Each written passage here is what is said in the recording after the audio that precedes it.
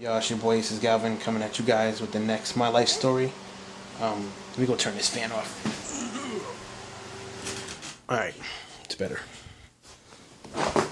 Alright, so where do we leave off at? This is episode 26, I think?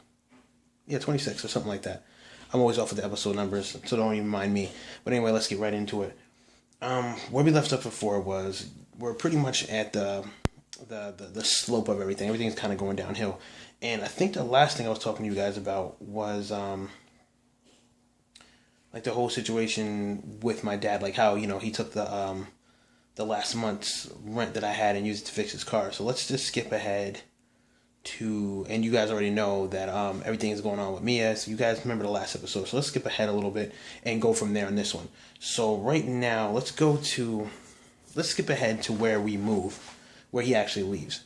Because that's where things get really interesting. So let's skip ahead about a month. My sister's gone. He's about to leave. Let's just say the day before we're about to leave. So the day before we're about to leave, at this particular point in time, I'm just like done. Like everything is just kind of crazy with me right now. I'm just kind of like, oh man, what am I gonna do? I still don't have a place to go yet. And I remember the last time I seen him before he left.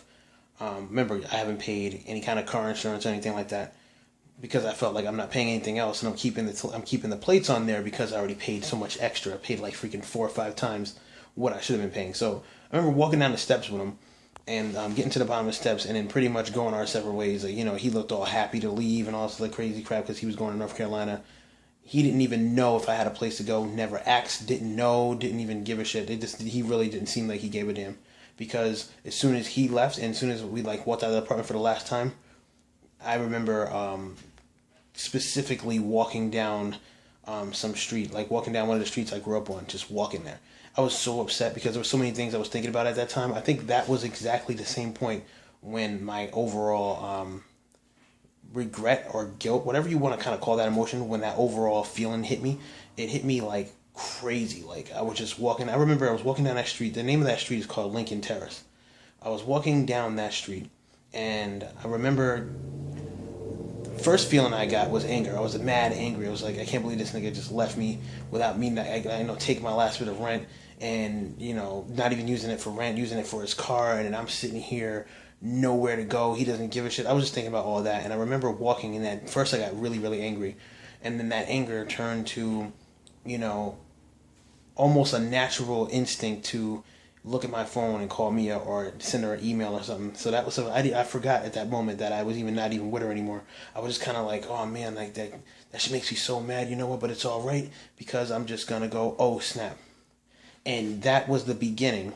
At that very very instant when I felt that, oh wait a minute, I can't do that. When that hit, that was one of the worst emotions I probably ever felt in my life.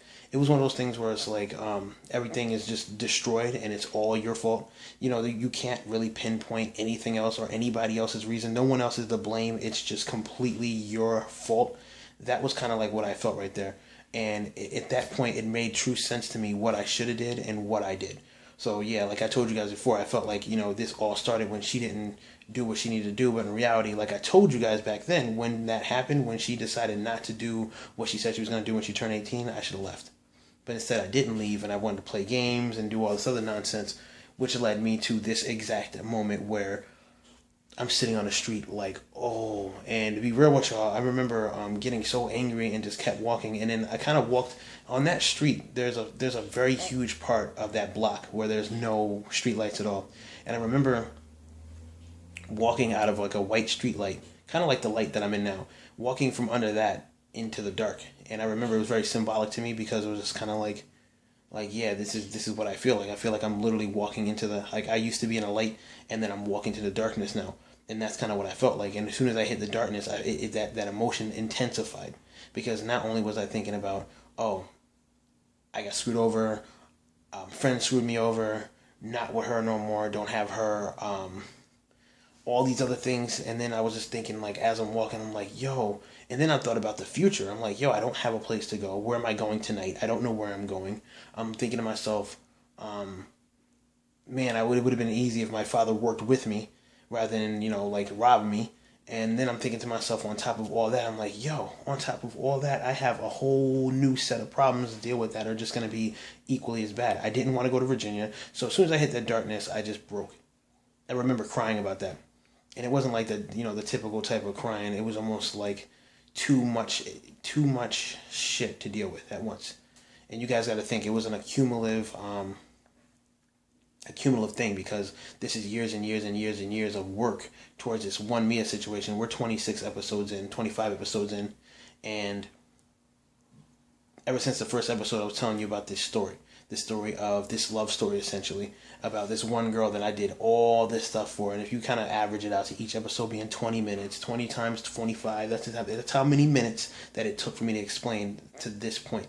And you guys got to just think, I went through everything before this point right now to get to this point, and I feel like I failed. And that's when the initial regret hit. This regret was an emotion that lasted a very long time. It was one of those things where it never really went away. It was just kind of like, yo, like, this is crazy. So as I'm walking, it's just, I feel this just immense despair, and I'm just walking. Now, in the back of my mind, I'm also thinking while I'm walking and tearing, I'm like, I can pull through this. I can do this. It's just going to take a lot. I can make this work. It's just going to take a hell of a lot for me to be able to do it.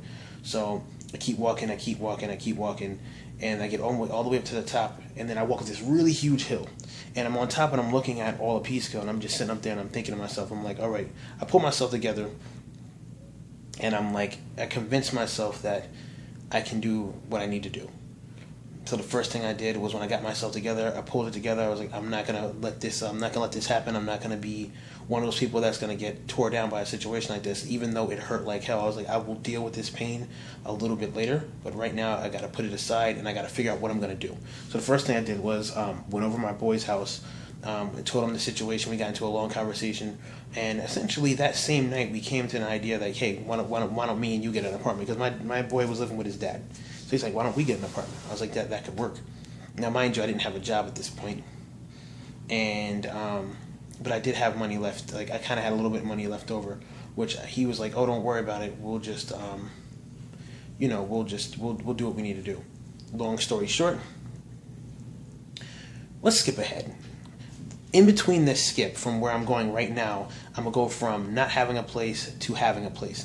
Now, in that distance, there was 1 month period. I'm gonna quickly go over what I went through that 1 month. Every single day, a gut-wrenching, heart-crushing feeling of two things: not knowing what Mia was doing, because I was thinking all kinds of crazy stuff that she could be doing in retaliation for what I did to her. Not that I didn't deserve it, it's just the thought of that drove me nuts, because I was very, very possessive with her. I felt like that was the person I was going to end up being with, no matter what the BS is. And, thinking about that, and I was just like, yo, I don't know if she's touching people, I don't know if she's sexually doing anything with anybody. It was driving me insane.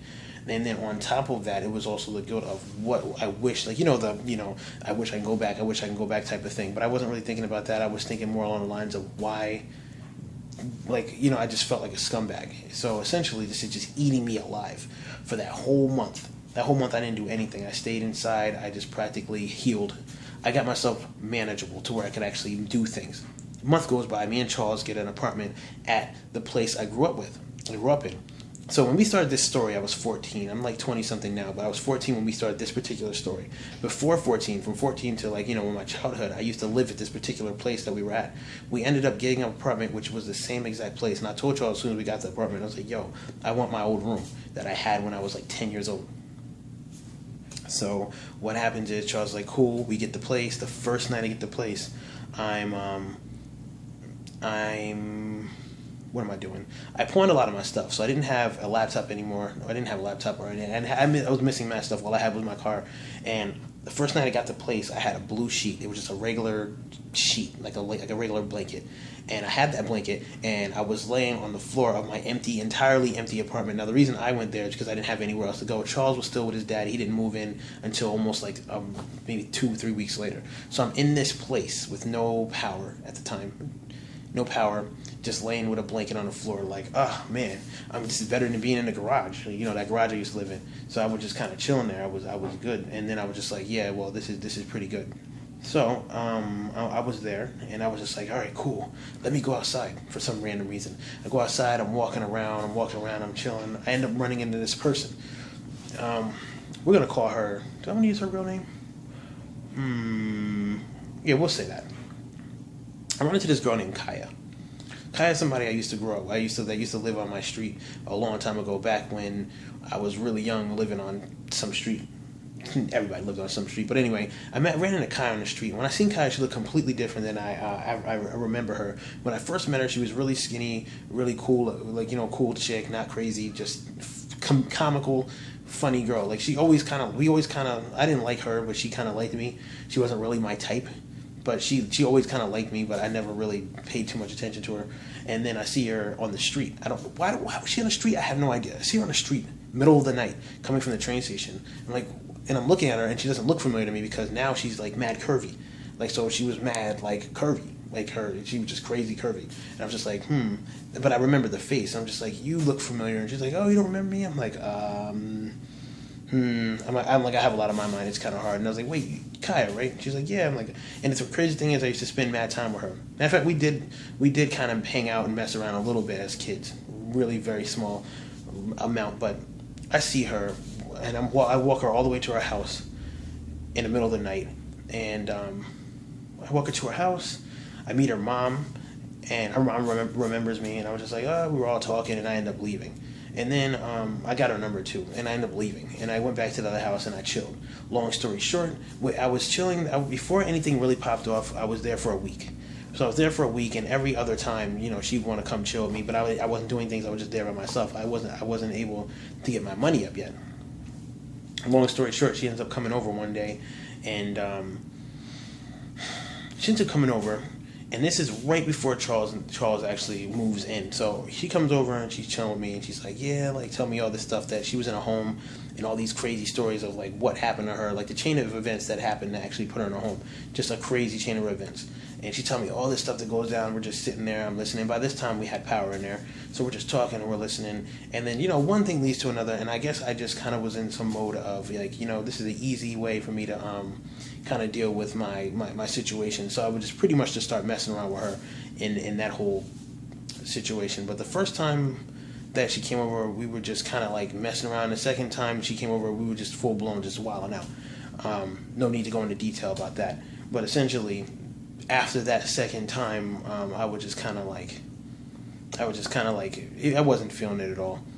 And I just kind of just vanished from her whole entire life. It was just kind of like, yeah, this isn't really good.